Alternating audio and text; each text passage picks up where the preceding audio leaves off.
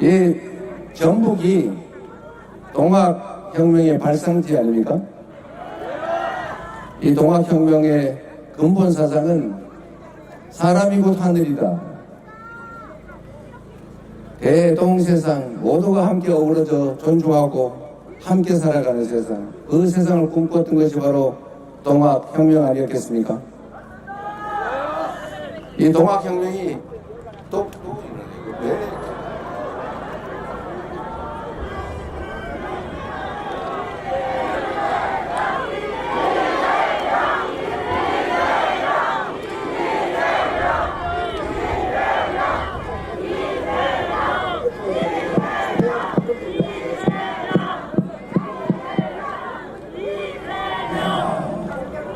네.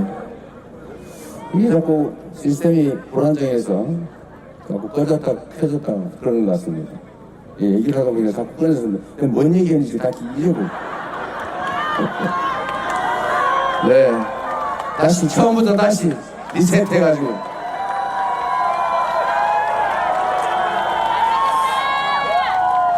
왕이 세상의 모든 것을 소유하고 백성이 왕의 소유물일 그 시대에도 왕들이 그런 걱정을 했습니다. 자식들한테. 백성은 물과 같고 임금은 배와 같아서 배를 띄우기도 하지만 배를 뒤집기도 한다.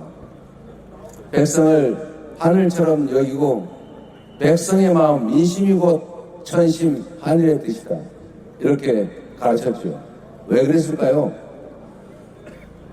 왕이라는 존재들이 정말로 천사 같은 마음을 가져서 그랬을까요? 뭐 그런 사람도 있었겠죠. 애민 정신으로 그런 생각을 할 수도 있었겠지만 저는 근본적으로 그랬을 거라고 생각합니다.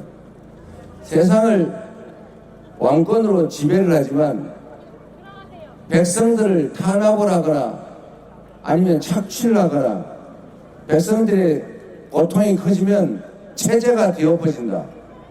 그 위험을 제거하기 위해서 백성의 뜻을 하늘처럼 존중하라 이렇게 말했던 것도 아닐까 저는 생각합니다. 그래서 죽기 싫으면 체제를 유지하고 싶으면 왕의 권위와 권력을 누리고 싶으면 백성을 존중하고 백성들이 등 따시고 배부르게 안전하고 평화롭게 살 수 있도록 해야 한다라고 가르친 것 아니겠습니까 여러분? 그런데 이게 가끔씩 잘 안 돼요. 이게 가끔씩 또 안 되네. 가끔씩 잘 안 되는데 네? 다 들려요? 네, 알았습니다. 야, 그냥 다 들린다고 치고 가겠습니다. 또 잊어버리네. 그런데 이 백성들이 더 평화롭고 안전하게 또 등 따시고 배부르게 사는 것을 왕의 최고의 책무, 관리들의 최고의 책임으로 정하지만 가끔씩은 이기적이고 무책임한 그런 사람들이 나타나지 않습니까? 부패하고 폭력적이고. 그래서 우리 백성들이 이런 주장을 했죠. 아니 뭐 왕의 씨가 따로 있냐? 다 왕이 되면 다 왕 되는 거지. 그리고 사람이 다 귀한데 하늘처럼 귀한 존재인데 왜 이렇게 우리는 혹사당하고 가렴주부의 고통을 겪어야 되냐? 우리 백성이 하늘처럼 존중받는 사람이 곧 하늘인 세상 만들자. 같이 다 잘 사는 그런 세상 만들자라고 시작한 게 동학혁명 아니었겠습니까? 그런데 참 안타깝게도 이 동학혁명이 당시로서는 미완의 혁명으로 끝났죠. 일본군, 반군 연합군에게 결국은 우금치고기에서 전멸당했습니다. 그러나 그 정신은 여전히 살아남아서 그 정신이 결국은 5.18 민주화운동으로 그리고 다시 빛의 혁명으로 촛불혁명으로 살아나지 않았습니까? 마이크가 또 꺼졌죠?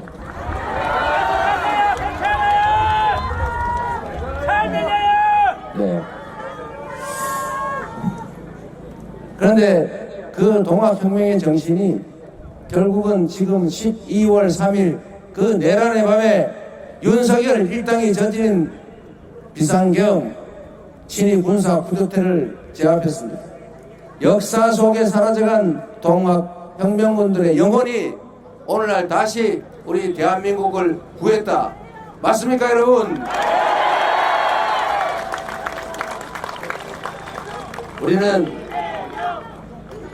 우리는 그 정신을 잊지 말아야 되겠죠. 앞으로 6월 3일을 거쳐서 우리가 해야 될 일도, 우리가 나아갈 길도 사람이 하늘처럼 존중받는, 모든 사람이 공평하게 주권자로 인정되는 국가의 모든 역량이 오로지 국민들의 더 나은 삶을 위해서만 사용되는 진정한 민주공화국으로 나아가야 되겠습니다. 그 길을 열어줄 사람이 바로 누구입니까, 여러분?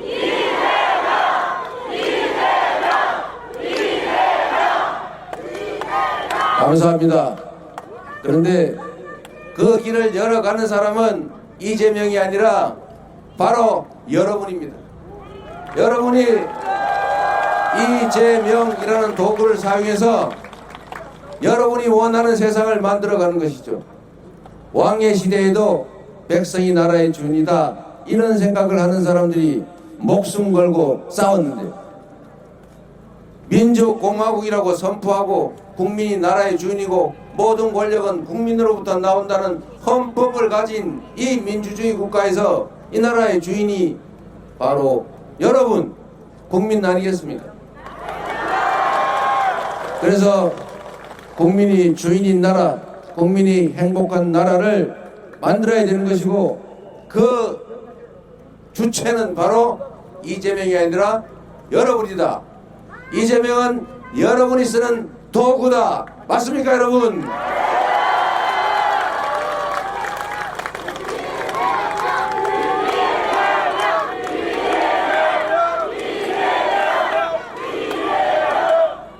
충분히 그리고 치열하게 철저하게 준비했습니다. 성남시를 똑같은 조건에서 전혀 다른 도시로 바꾼 것처럼 경기도를 똑같은 공무원, 똑같은 조건에서 전국에서 가장 인정받는 경기도로 만든 것처럼 맨날 편갈라 싸우고 당원 의사와 관계없이 계파 정치에 찢어지고 갈라지고 보수 언론의 놀림감이 되던 그 민주당, 이제는 당원이 중심이 돼서 국민을 중심에 둔 진정한 민주정당으로, 수권정당으로 총선에서 압승한 이기는 정당으로 다시 만든 것처럼 대한민국도 확실하게 새로운 나라로 만들어내겠습니다.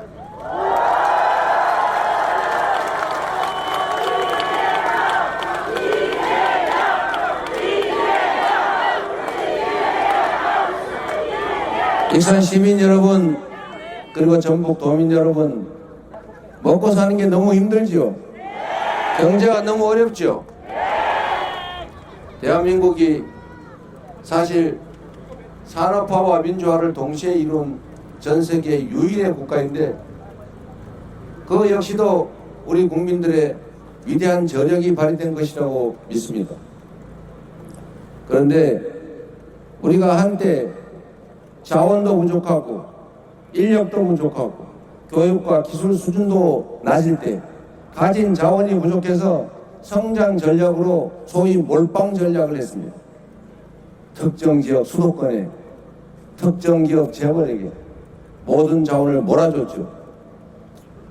그러다 보니 성장은 했는데 불균형 성장 정책의 결과로 집중 현상이 발생한 것입니다.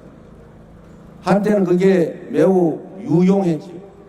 그러나 이제는 서울의 아파트 한 평 값이 3억 원을 할 만큼 이 집중에 따른 폐해가 너무 큽니다. 지방은 소멸해가고 수도권은 과밀해서 미어 터지고 있습니다.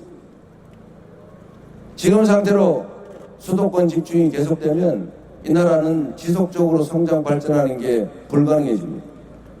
이제 다시 우리의 역량도, 자원도, 기술도 국민의 의식 수준도 높아졌으니 이제 다시 원칙대로 균형 발전 전략을 취해야 됩니다.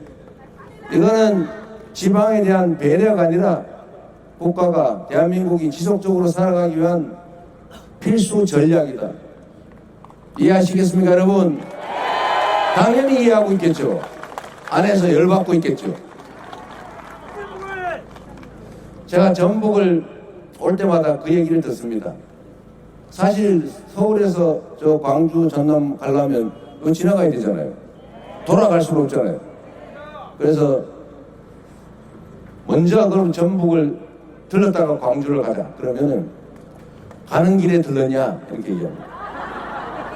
그래서 이번에 바꿨어요. 그러면은 광주 갔다가 따로 전북 가는 거예요. 돌아가는 길에 들렀냐. 그래서 제가 이렇게 돼봤어요. 그럼 며칠간의 간극을 두자. 전북 갈 때하고 전남 광주 갈 때하고. 그랬더니 역시 똑같은 얘기를 해요. 저는 그 마음을 이해합니다. 소외감이죠. 지금 결국 전북은 다른 지역들이 전부 대구, 경북, 통합이니 부울경 메가시티니 충청권 메가시티 이렇게 얘기하지만 전북은 우리는 호남에 묶이기 싫어. 이래서 결국 전북 특별자치도로 분리해가고 있습니다. 슬픈 일이죠. 저는 그 이유를 이렇게 대개 세 가지 정도로 생각합니다.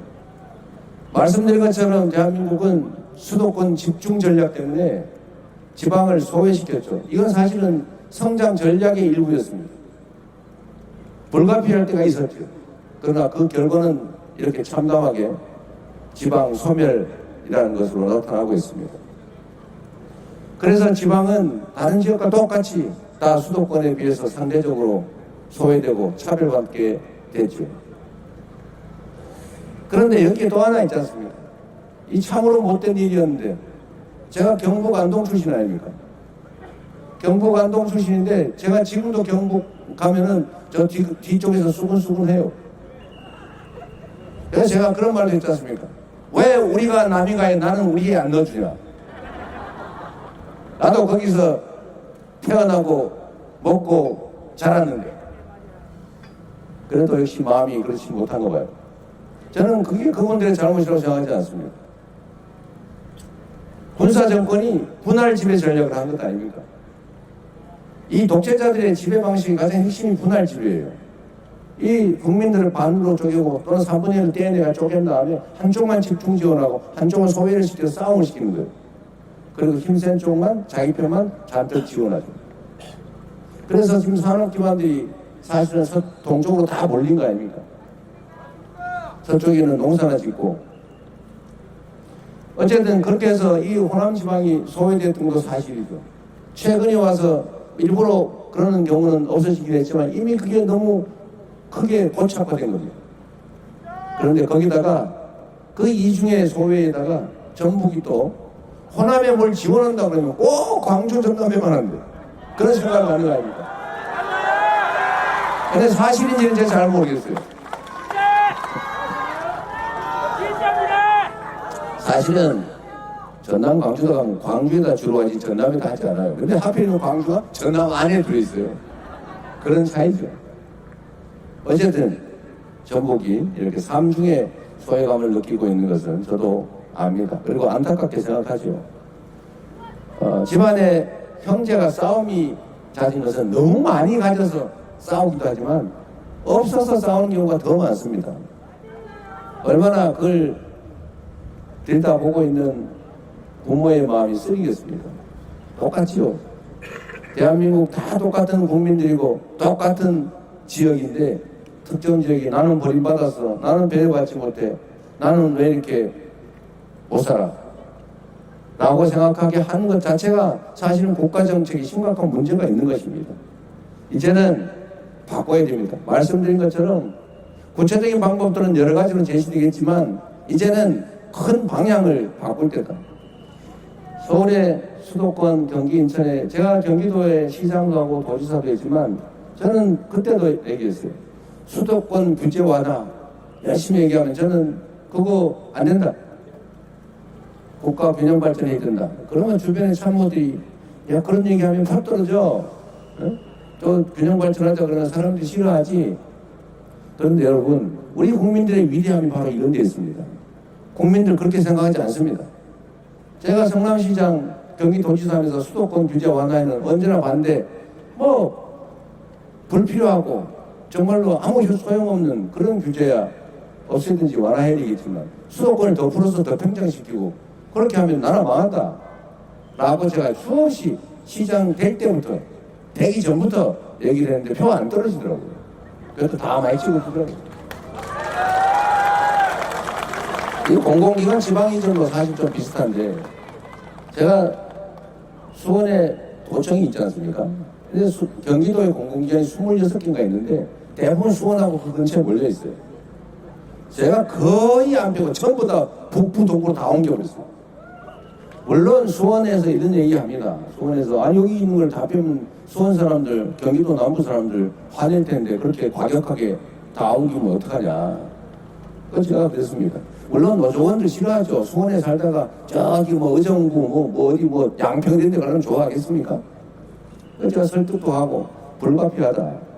당신들은 직장이라도 있지만 현재 그 직장이 좀 더 불편해지는 정도겠지만 다른 사람들은 아예 손가락 빨고 취업도 못하고 그러고 사는 사람은 태반이다. 그러니 좀 견뎌달라. 당신들도 개인적으로 돈 벌어서 사는 게 아니라 결국 국민의 세금으로 사는 거 아니냐. 조금 더 고통을 감수해달라. 이렇게 요구해서 설득하고. 그랬더니 우리 수원 시민들, 남부 경기도민들이 저한테 표 떨어져가 지지율 떨어지고 그러지 않더라고요. 이게 우리 국민의 위대함입니다. 앞으로 국토균형발전 전략은 그냥 인심 쓰는 문제가 아니라 이 나라가 지속적으로 성장하고 발전하기 위해서 반드시 해야 될 일이라고 생각합니다. 제가 이런 얘기를 했더니 너 그냥 빈말로만 하는 거지? 이렇게 얘기를 해서 그러니까 조금 더 구체적인 말씀을 드리면 그러면 뭘로 먹고 살 거예요? 말로 한다고 되냐? 그게 쉽지가 않죠. 기업들한테 제가 저기 호남이나 경남 이런 데 가서 좀 기업하시면 좋지 않습니까? 이러면 우리도 그렇게 하고 싶지요. 땅값 사고 물가 사고 이건 좋은데 사람을 구할 수가 없습니다. 이런 얘기를 해요. 그럼 사람이 왜 없습니까? 그랬더니 대학 졸업하면 다 서울로 간대요. 그냥 그 서울 가는 사람한테 물어봤어요. 왜 서울로 가냐? 여긴 영화 볼 때도 없고요. 연애할 때도 마땅치 않고요. 미래가 없어요. 점점 나빠질 것 같아요. 희망이 없어요. 충분히 이해되지 않습니까? 근본적으로 모든 게 엉켜 있어요. 이제 뭘 해야 됩니까? 첫 번째, 인재 양성 여건을 만들어야 된다. 그래서 우리가 어젠가 우리 발표했는데 권역별로 거점 국립대를 대대적으로 육성하자. 제가 이거 사실 참 심각한 문제인데 정치라고 하는 게 억강부약해야 되는 것 아닙니까? 특별한 희생을 치르는 지역이나 사람에게는 상응하는 특별한 보상을 해서 균형을 맞춰줘야 되는 것 맞죠? 그런데 이 나라는 이상해요. 서울대는 전북대보다 학생 1인당 지원 예산이 2~3배가 많아요. 왜? 왜 그래야 되는데? 그러게요. 1인당 예산이 서울대는 한 5~6천 되면 여기는 한 2천, 200~300 정도? 왜 그러냐 도대체. 그래서 이거를 일단 균형을 맞추는데 그걸 뺏어서 하긴 좀 어렵고 뺏으면 또 난리 나잖아요. 지방 거점 대학이라는 지원을 대폭 늘려서 여기서 연구하고 공부하고 할 수 있게 하는 게 첫 번째다. 그래서 서울대 10개 만들기 이런 얘기를 한 겁니다. 두 번째로 먹고 살 수 있어야 될 것 아닙니까? 꼭 기업만 달랑 하나 온다고 되겠어요. 그런다고 아무 기업이나 가라고 막 한다고 가겠어요. 저는 가끔씩 그 대통령 되신 분들이 재벌 회장들 만나가지고 투자 약정서 쓰고 막 사진 찍고 하는 거 보고 제가 그때 연락하고 그랬어요. 저는 뭐하러 하나? 기업이란 돈이 되면 부모가 하지 말래도 하고요. 기업은 돈이 안 되면 할배가 아들이 며느리 마누라가 죄송합니다. 부인이 와서 남편이 와서 빌어도 절대 안 해요. 그게 기업이죠. 기업을 할 수 있게 만들어야 되겠죠. 그래서 그 지역의 특성에 맞는 기업들이 활동할 수 있는 여건을 만들자. 첫 번째 방법이 이 서남해안은 재생에너지의 보고죠. 앞으로 이 무한한 바람, 태양 지금 해가 뜨는데 이 에너지를 사용하지 않으면 국제사회에서 살아갈 수가 없습니다. 전 세계에서 이제는 기후위기 때문에 탈탄소 시대, 탄소 제로 시대 향해서 갑니다. 화석 연료로 생산한 제품은 절대 안 산다. 이걸 뭐라 그래요? R200이라는데 모르는 분 있었죠. R200은 뭐랬더니 I will be back 하고 있는 것 같아요. 너 바람이 비슷해요? R200 절대 안 되죠. 하여튼 이 전 세계가 이제 R200이 표준이 돼서 재생에너지가 없으면 수출 활동을 할 수가 없어요. 그런데 대한민국은 재생에너지 비율이 다른 나라는 최하 30%에서 70%까지 되는데 우리는 9%입니다. 아직까지. 삼성전자 혼자 쓰려도 부족하대요. 그래서 어떤 일이 벌어지냐, 재생에너지가 없으니까 재생에너지가 많은 데를 찾아서 해외로 생산기지들이, 즉 공장들이 옮아가고 있습니다. 이 3년 동안 이 정권이 뭘 했냐, 수사가 전문이라서 태양광 관련 업체 비리 찾는다고 마구 수사하는 바람에 다 도망가 버렸어요. 안심하지 않습니까?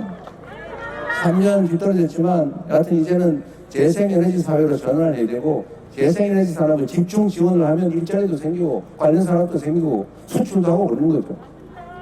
풍력, 태양광 많이 해야죠. 근데 이게 전남, 전북, 충남 이 라인, 이 서남해안이 경남 재생에너지의 보고입니다. 바람도 좋고 햇볕도 좋고 또 해안까지 엄청 해가지고 그 비어있는 공간들이 너무 많아요. 마치 사람 폐포처럼 여기에 재생에너지 산업을 집중 육성을 하면 됩니다.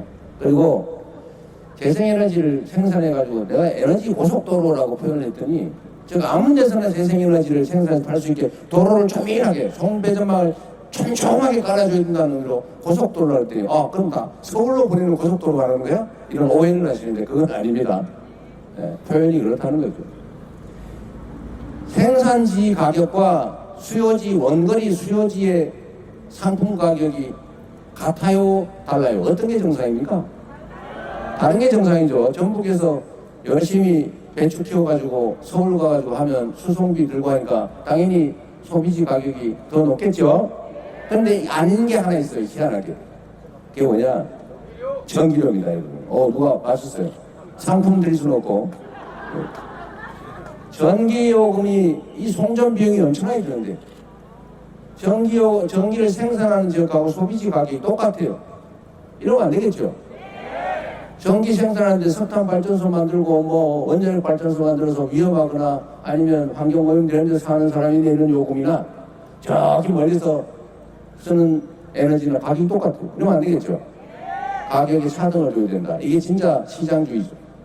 그러면 전북, 전남 이런 지역에서 생산되는 재생에너지를 싸게, 아주 싸게 공급하고 여기다가 더해서 지방으로 가면 어려우니까 세제 혜택도 대규모로 주고 또 인구 과밀 지역과 다르니까 규제 이런 것도 좀 대폭 완화하고 땅도 좀 싸게 주고 이렇게 하면 오지 말래도 기업들이 오지 않겠습니까?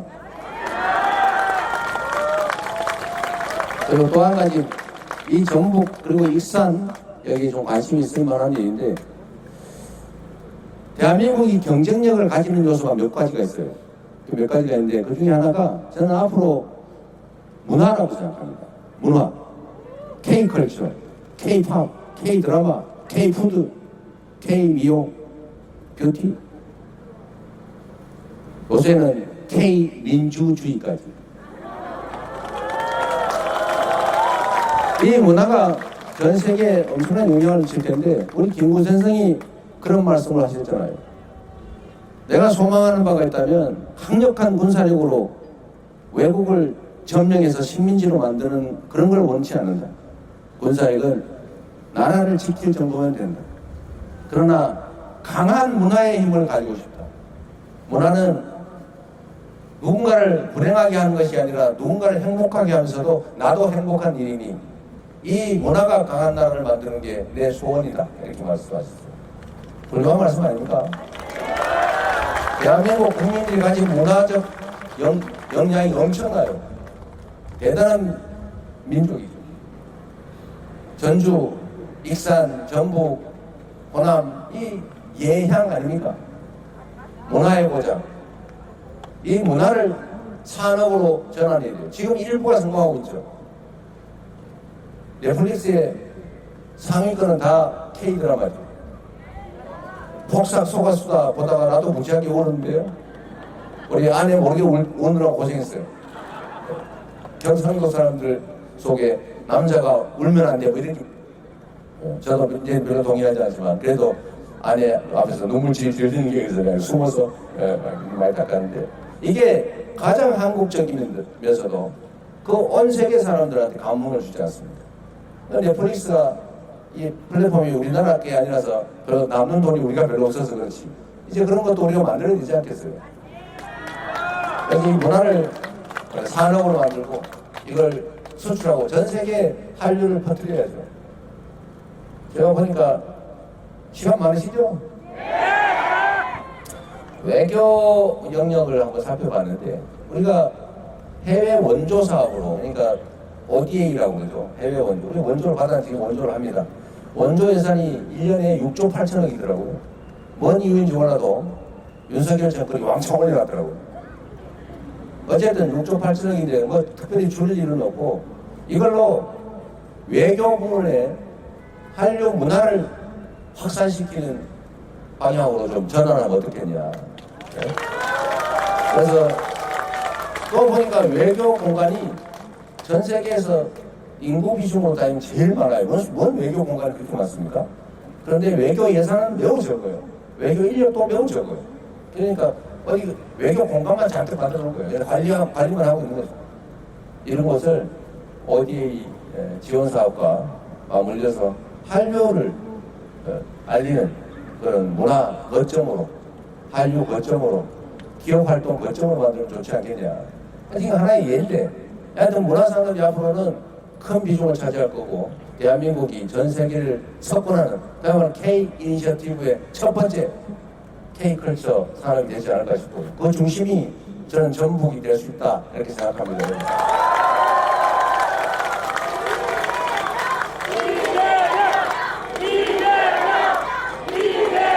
그리고 추상적인 그 문화산업을 넘어서서 전북이 국가식품 클러스터 특화 지역이죠. 네. 여기를 K푸드, 요새 여러분 그거 아시죠? 원래 김을 우리나라 말고 별로 안 먹었어요. 이 풀따기를 바다에 나는 그 풀을 왜 먹어 도대체? 그런데 요새 김밥이 수출이 돼가지고 전 세계에서 한국 김에 대한 수요가 너무 폭증을 했습니다. 한국 김, 원래 일본이 조금 먹다가 이제 막 유럽까지 김을 좋아해가지고 김밥, 이렇게 맛있어서 김밥 수출이 폭증하고 있어요. 비빔밥, 옛날에는 그 비빔밥 우리나라 먹었지 뭐 다른 사람 안 먹었잖아요. 한국 음식이 건강식으로는 세계 최고입니다, 여러분. 그럴 수밖에 없잖아요. 근데 이게 요즘은 포장 수출이 가능한 기술이 발전하잖아요. 전주 비빔밥 팔아야죠, 그죠? 전 세계를 상대로 전주 비빔밥 팔아야 될 거 아닙니까? 바로 이게 새로운 산업의 영역이죠. 여기 이 K컬처, K푸드 여기에 집중 투자를 해가지고 정부가 하나의 대표적 산업으로 키우는 게 우리의 계획입니다. 그래서 대한민국 산업의 축은 일반 당연히 AI 중심의 첨단 기술 산업으로 전환해야죠. 두 번째, 재생에너지 중심 산업으로 전환하고, 세 번째, K 이니셔티브, 문화산업, 여기에 집중해야 된다. 이 3대 산업이 가장 중요하다고 생각해요. 그 중심 중에 문화산업의 중심, 전북, 익산. 여러분 축하드립니다.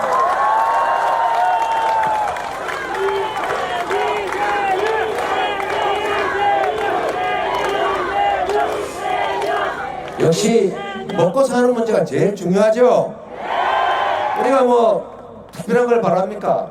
등 따시고 배부르고 아이들 건강하게 잘 키우고 노후 걱정 안 하면 되는 것 아닙니까?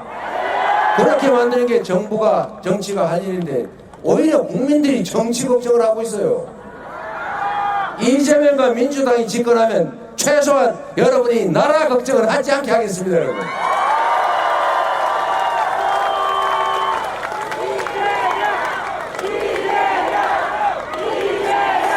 그리고 말씀드린 것처럼 우리 국민들은 위대한 역량을 가진 국민들이에요.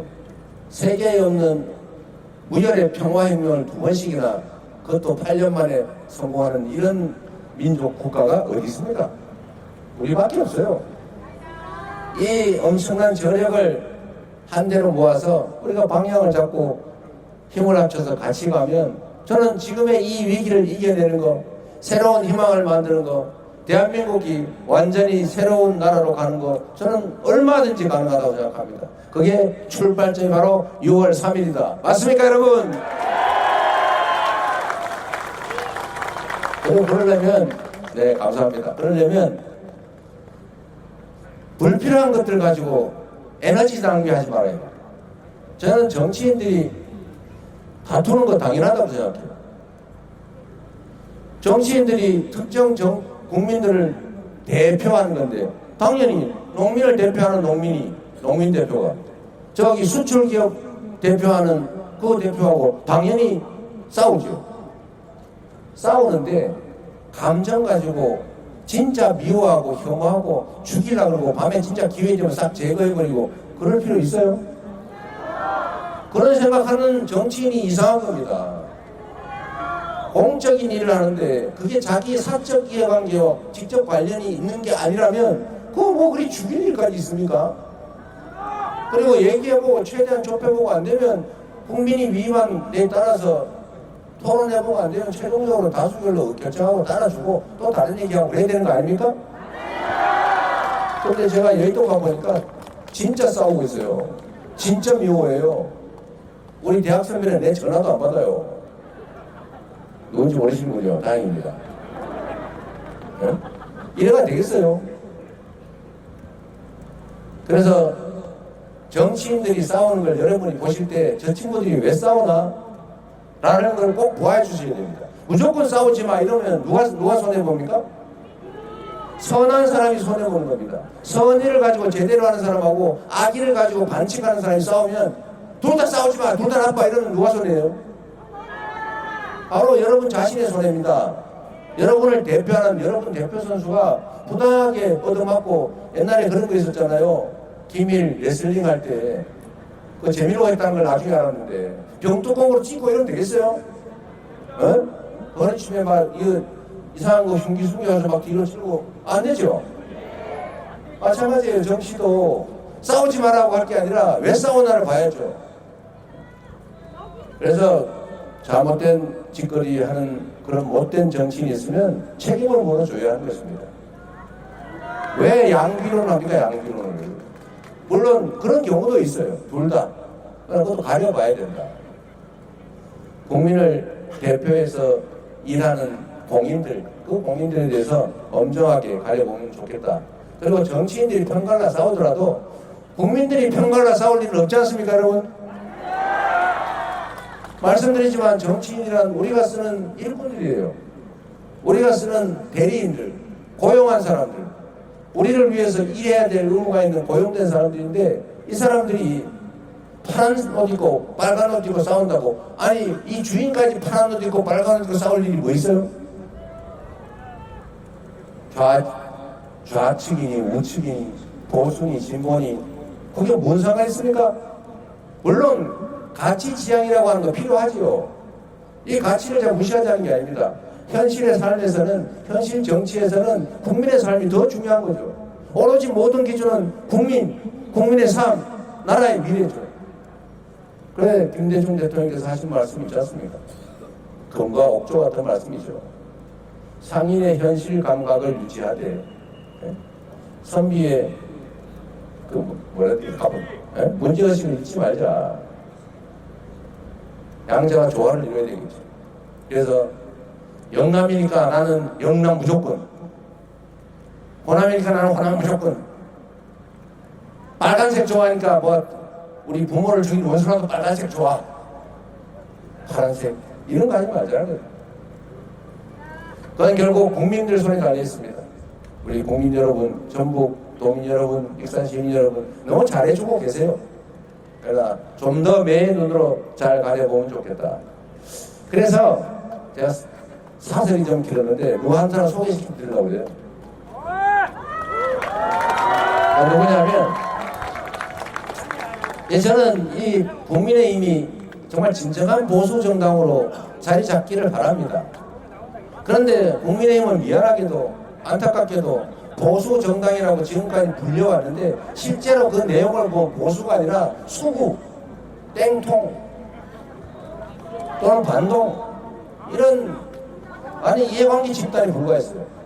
그래도 노력이라도 해야 되는데 아예 요즘 보니까 우리 원래 보수 아니야, 우리 원래 수구야, 우리 이해 집단이야, 이렇게 하는 것 같아요. 아니 지금 광주 5.18이 며칠 남았는데 정호용을 영입을 합니까? 광주 5.18 비상계엄으로 그 수없이 많은 사람을 살상했던 공수부대 지휘관 정호용을 영입을 했대요. 그래서 욕을 막 하니까 취소했다는데 너무 황당한 거 아닙니까? 좌우의 화합도 중요하고, 정말 보수, 가짜 보수 정당 안에서 진짜 보수 활동해보려고 노력하다가 사실상 쫓겨난 김상욱 의원 어디 있어요? 네. 박수로 환영해 주십시오.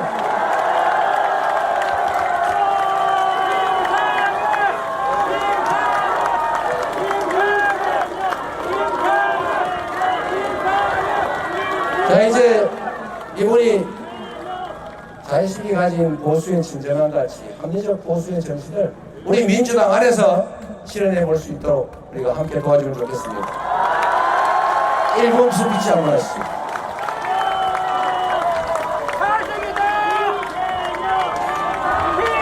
반갑습니다.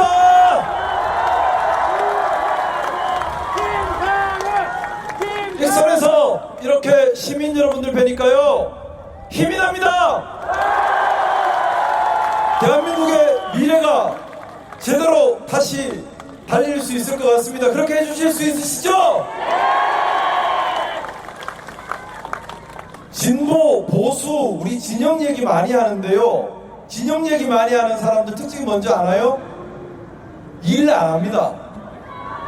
일해서 국민들께 도움 드려서, 그래서 신뢰받고 지지받는 그게 귀찮고 안 하기 싫으니까 진영 나눠서 진영에서 보호받으려고 하는 거거든요. 그러다 보니 밖에 정 만들고 안에 정 만들어서 새 만들려고 하는데요, 그런 사람들은 국민들을 주인으로 보는 게 아니라 도구로 보는 겁니다.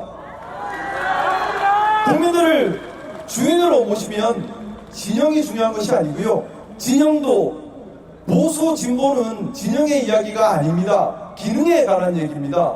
보수의 기능, 보수의 역할, 진보의 기능, 진보의 역할. 그렇다면 보수와 진보는 같이 가는 거예요. 자, 그러면 제가 정말 깊이 생각하고 많이 찾아보고 연구했는데, 우리 이재명 후보님이 보수의 가치를 기준으로 했을 때도 가장 보수의 기능, 역할, 즉 우리나라 안정적으로 질서 지키고 원칙 지키고 민주주의 지키고 법치주의 지키고 공정사회 만드는데 가장 앞장서시고 실천하신 분입니다.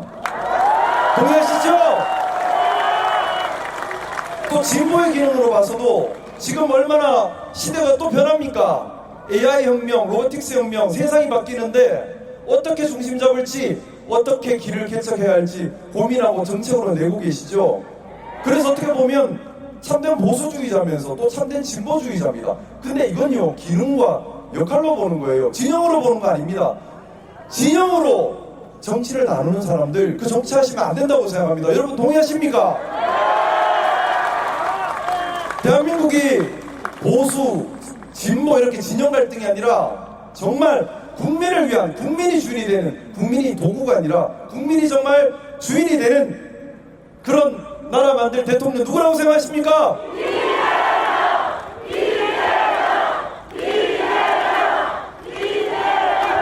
이재명 후보님이 대통령이 되시는데 최선을 다하겠습니다. 감사합니다.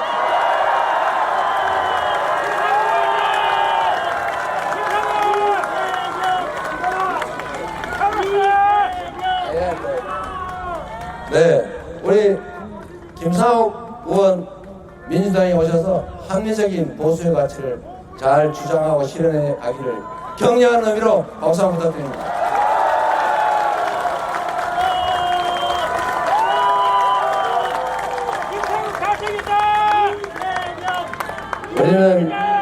저는 앞으로 대한민국 정치가 좀 근본에서 좀 바뀌기를 바랍니다. 어떤 거냐면 지금까지는 이 정상과 비정상이 경쟁을 했어요. 이 비정상, 이권에 매몰된 이 정치 몰입이라면 너무 심한 표현이 될 테고, 정치권 지역을 기반으로 이 가짜 보수, 참칭 보수, 이 참칭 보수가 보수라고 불려왔죠. 저는 이게 비정상이었다고 봅니다. 국민의 뜻에 어긋나는 행동을 밥 먹듯이 하고, 원래 하겠다고 자기들이 주장했던 것도 우리가 하면 반대예요. 지난 3년 동안 생각을 해보십시오. 아니, 여당이 뭘 하자 그러고 야당이 말리고 그래야 되는데 3년 동안 그들이 한 게 야당 발목 잡는 거였어요. 그저 어떻게 했는지 못하게 방해하는 게 일이에요. 정치는 없는 길을 만들어서 새 길을 내는, 그게 정치 아닙니까? 그리고 어떤 길을 더 낫게 만들지를 끊임없이 고민해야 되는데, 반대로 남들이 뭘 하면 시기 질투해서 그런지 성과가 그쪽으로 갈까봐 그런지 무조건 반대예요. 난 이런 정당 보지를 못했습니다. 그래서 이제 앞으로는 이 비정상적인 이해관계, 이 집단을 보수라고 부르고, 정상적이고 상식적인 정치 집단을 진보라고 부르는데, 이제는 제자리를 찾아서 이 비상식은 좀 비상식의 영역으로 밀어내고, 이 상식의 영역 안에서 진짜 합리적인 보수와 합리적인 진보가 경쟁하는 그런 정상적인 정치 체제를 만드는 거, 이게 우리가 해야 될 일이고, 그 출발도 역시 6월 3일이다 이렇게 생각합니다.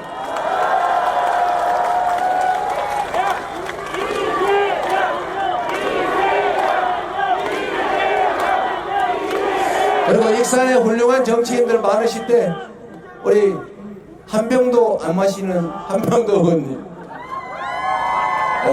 이춘석 의원님도 계시고요. 제 비서실 아니고 후보실을 맡고 계십니다. 우리 정동영 의장님도 오셨고, 이호택 의원님. 네. 여러분, 열심히 일하는 여러분의 도구, 충직한 일꾼들 박수 한번 부탁드립니다. 여러분, 희망 있는 세상을 우리 함께 손잡고 만들어 갑시다. 고맙습니다. 수고하셨습니다.